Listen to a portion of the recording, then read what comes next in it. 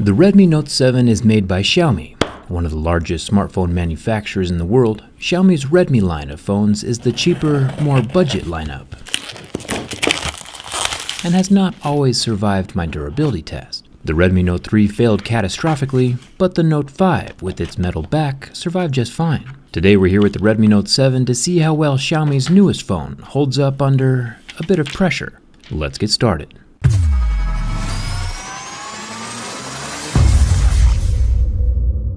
The Redmi Note 7 has the teardrop camera notch up at the top and a dual iPhone-style camera setup on the pink psychedelic back. This thing looks pretty awesome, kinda like spotlights shining up into the sky after a nuclear apocalypse.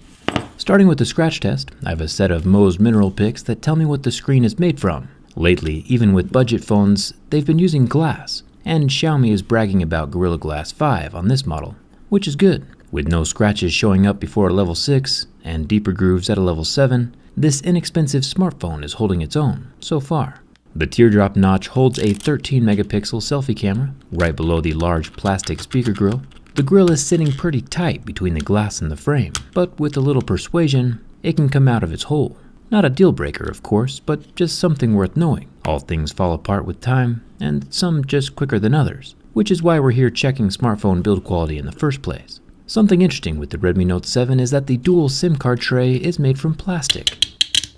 Normally we would expect metal here. Also surprising is the water-resistant ring around the SIM card opening. It snapped when I pulled out the tray. Yeah, the tray holds the SD and SIM card, but I'm not overly impressed with the materials so far.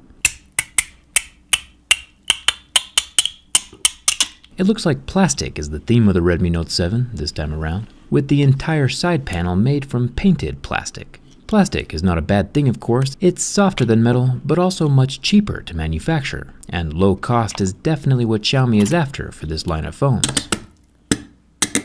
The bottom of the phone is also plastic, right next to the USB-C port, and everything over here along the right side, including the power and volume rocker, is all made from plastic. Budget phones are a great thing, especially ones with features, and the Redmi Note 7 comes with a headphone jack and IR blaster. It's funny how the inexpensive phones these days are including more features than the major flagships. The back panel is made from glass, protecting the Redmi logos. I'll make my way up to the fingerprint scanner, and surprisingly, the fingerprint scanner is invincible. 0 scratches on the surface, thumbs up for that.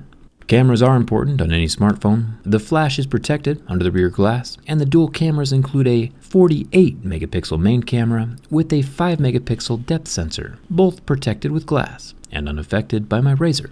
While this phone is an inexpensive budget phone, usually costing around $200 or so, it's using a large 6.3-inch IPS display that's both larger and more pixel dense than Apple's budget iPhone XR. The XR is using the same LCD technology, but costs 4 times as much, and the iPhone has 83 less pixels per inch. That's embarrassing.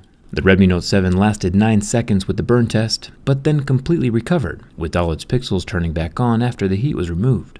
The ultimate test of structural durability is the bend test. With the plastic frame on the Redmi Note 7, I have my doubts about its strength. The first bend shows some massive flex on both the frame and the screen, but no shattering, cracking, or breaking. I do always bend the phones from both sides though. And with the reverse flex, we get 2 cracks in the plastic frame, one next to the power button and one along the SIM card tray. The phone is still alive, not too shabby.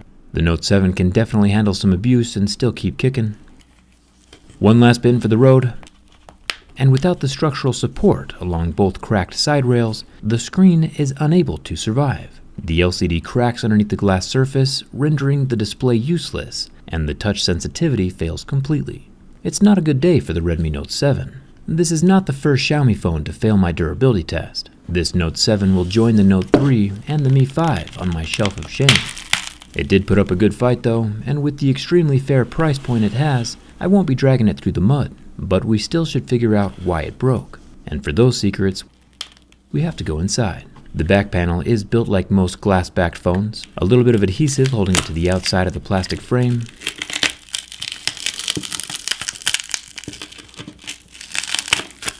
Honestly, with how cool this cracked glass looks though, I don't think I would even mind much having a cracked phone.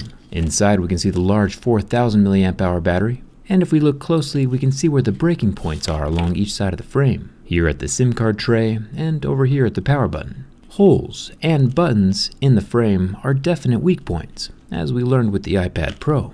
Looking closer at the frame we can see that it's not entirely made from plastic. The plastic is molded into a cheap porous metal with little dovetail joints, but the weak spot near the power button in the frame has no metal supports behind it. And the metal over here near the SIM card tray has just chipped its brittle self clean out of the frame. Xiaomi was able to keep the Redmi Note 7 priced low by using more plastic instead of metal, which looks cool, but unfortunately allowed itself to flex into oblivion. It definitely looked beautiful while doing so though. Obviously I just put this phone through a lot of abuse, because that's what I do. Most phones end up surviving. In normal everyday situations, with a good case on your phone, you won't have anything to worry about. But cell phones are the most abused pieces of technology on the planet, and it's good to know what to watch out for, and what your phone is made of before you buy it, so you can be careful and protect it where it's needed. Huge thumbs up to Xiaomi for the solid specs and fair pricing though. Just next time we might need a bit more metal and structure inside. Hit that subscribe button if you haven't already, and coming out with me on Twitter. Thanks a ton for watching.